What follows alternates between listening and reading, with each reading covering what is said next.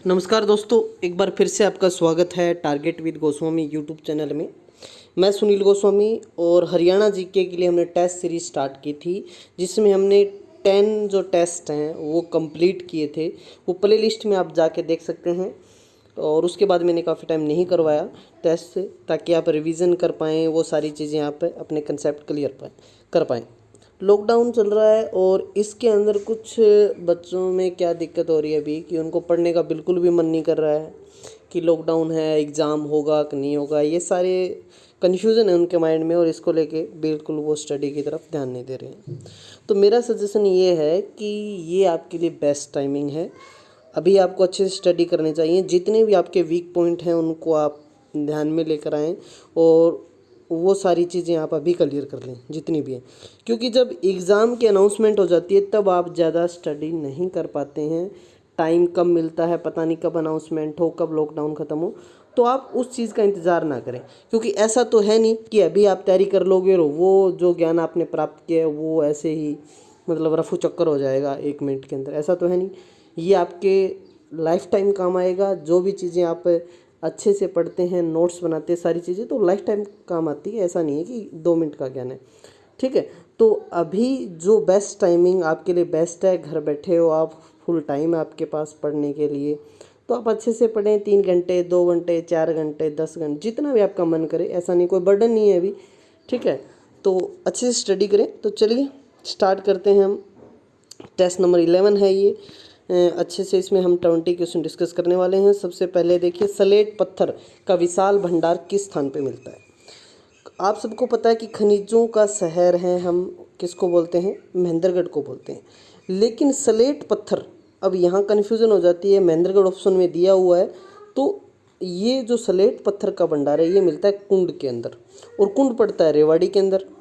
तो यहाँ आपको गलती नहीं करनी इस चीज़ में। कहीं आप सोचो खनिजों का शहर महेंद्रगढ़ है तो आप इसको करेंगे। राइट आंसर क्या होगा, कुंड होगा। स्लेट पत्थर का विशाल भंडार रेवाड़ी के कुंड में मिलता है। ठीक है, तो ये अंतर्राष्ट्रीय स्तर पर विशिष्ट पहचान बनाई हुई। ये पत्थर महीन कणों वाला है, रूपांतरित सेल से बना हुआ है, बलूटेदार और स्मांगी होता है। ठीक है, तो आपको ध्यान रखना है कि जो स्लेट पत्थर है वो कुंड में मिलता है, और कुंड है रेवाड़ी के अंदर। ठीक है, पित्तल नगरी बोलते हैं जिसको हम। नेक्स्ट क्वेश्चन है, राज्य के किस जिले में मैग्नीज पाया जाता है। मैग्नीज मिलता है महेंद्रगढ़ के अंदर। मैग्नीज हरियाणा के महेंद्रगढ़ जिले में मिलता है। इसके अलावा यहाँ पर तांबा, चूना पत्थर, काइनाइट, कैल्साइट, चीनी मिट्टी आदि जैसे खनिज पाए जाते हैं। लेकिन आप सबको ध्यान रखना है कि चीनी मिट्टी जो है सबसे ज़्यादा गुरुग्राम के अंदर होती है। तो ये चीज़ें भी आपको ध्यान रखनी है। महेंद्रगढ़ के अटेला, जो अटेली सुना होगा, अटेला ही बोल देते हैं, अटेली नामक स्थान पर क्वार्ट्ज बहुत ज़्यादा मात्रा में मिलता है यहाँ पर। तो मैग्नीज कहाँ मिलता है, महेंद्रगढ़ में। या आप पूछ ले काइनाइट, या फिर हम बात करें क्वार्ट्ज सबसे ज़्यादा कहाँ मिलता है, तो महेंद्रगढ़ बताएंगे आप। ठीक है, चलिए नेक्स्ट हम बात करते हैं, हरियाणा में इंदिरा गांधी प्रियदर्शनी विवाह शगुन योजना कब आरंभ की गई। तो ये योजना 14 मई 2005 को स्टार्ट की गई थी। इस योजना में गरीब परिवार के, अनुसूचित जाति जनजाति, अन्य पिछड़ा वर्ग, जो गरीबी रेखा से जितने भी नीचे जीवन यापन कर रहे हैं उन परिवारों को दिया जाता था, और इसमें 10,000 रुपये की सहायता राशि दी जाती थी। कब स्टार्ट हुई आपको नोट करना है, 14 मई 2005 की है। पुरानी योजना है, जैसे आप पहले पढ़ते आ रहे हैं, देवी रूपक योजना, देवी रक्षक योजना। ठीक है, जैसे देवी रूपक पहले आई थी, उसके बाद देवी रक्षक 2002 2003 ये भी पढ़ रहे हैं। तो ये 2005 वाली इंदिरा गांधी प्रियदर्शनी विवाह शगुन योजना ये भी पूछ ली जाती है, और इसमें 10,000 रुपये की सहायता राशि दी जाती। चलिए राज्य में अब हमने बात की, तो ये योजना अभी देवी रक्षक योजना। देवी रक्षक योजना 2 अक्टूबर 2003 को, ठीक है। 25 सितंबर 2002 जो ऑप्शन में दिया हुआ है ये देवी रूपक है, और देवी रक्षक 2 अक्टूबर 2003 को। इस प्रकार हरियाणा में देवी रूपक और देवी रक्षक दोनों का संचालन किया गया। तो हम बात करें, यह योजना महिला उत्थान एवं विकास हेतु चलाई जा रही है। नेक्स्ट हम बात करते हैं 2011 की जनगणना के अनुसार हरियाणा में साक्षरता प्रतिशत। तो आप मुझे कमेंट करके बताएंगे कि 2011 की जो जनगणना है वो हरियाणा की कौन सी जनगणना है। ठीक है, तो 2011 की जनगणना, इसमें बहुत सारे क्वेश्चन आपके क्लियर होंगे। 2011 की जनगणना के अनुसार साक्षरता देख लीजिए आप किस प्रकार से है। जो हम बात करें एक एवरेज की, तो वो है 75.6, या कई बार 75.06 लिख देते हैं एग्ज़ाम में। तो 75.6% जो है 2011 के अनुसार एक एवरेज मानते हैं। अब यहाँ देखिए आप, हम बात करते हैं कंप्लीट जो एवरेज की है वो 75.6% है। इसमें पुरुष 84.1%, पुरुष सबसे ज़्यादा रेवाड़ी के पढ़े लिखे हैं।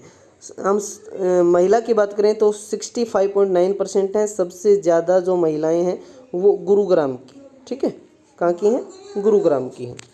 चलिए नेक्स्ट हम बात करते हैं ग्रामीण साक्षरता, बहुत इंपॉर्टेंट बात है ये भी।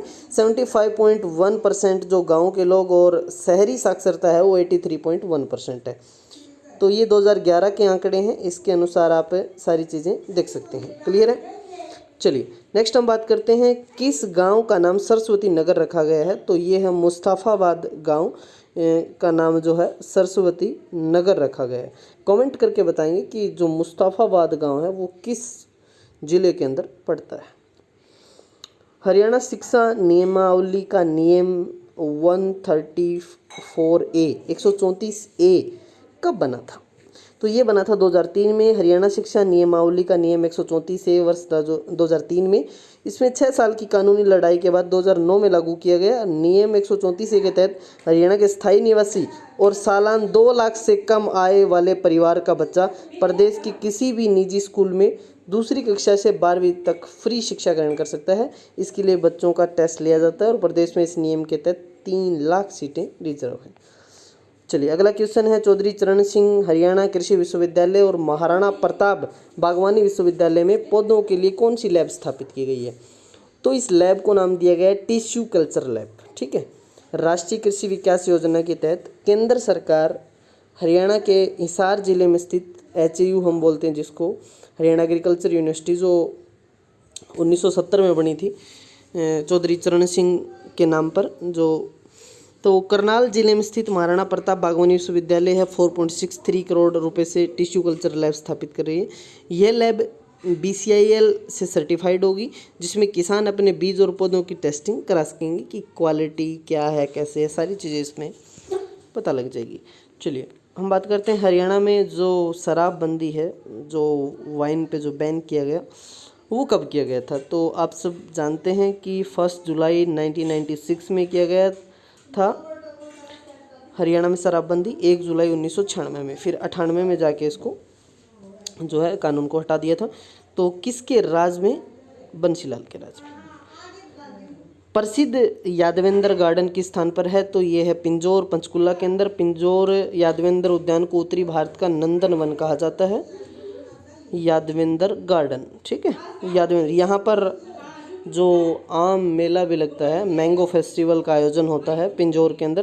नेक्स्ट है राष्ट्रगान की पूर्ण प्रस्तुति का मानक समय क्या है? तो ये है 52 सेकंड।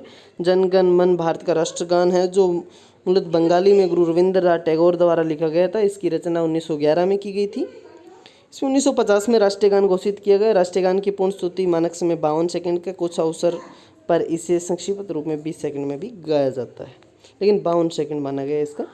राज्यसभा के सदस्य का कार्यकाल कितना निर्धारित है? तो 6 साल है। लोकसभा का तो 5 साल होता है। तो भारतीय संसदीय व्यवस्था में राज्यसभा, लोकसभा तथा राष्ट्रपति संसद के 3 महत्वपूर्ण स्तंभ है।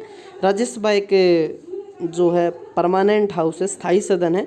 इसके सदस्यों की अधिकतम संख्या 250, जिसमें 12 सदस्य राष्ट्रपति द्वारा मनोनीत होते हैं, और राज्यसभा के सदस्यों का कार्यकाल 6 वर्ष का होता है, ठीक है।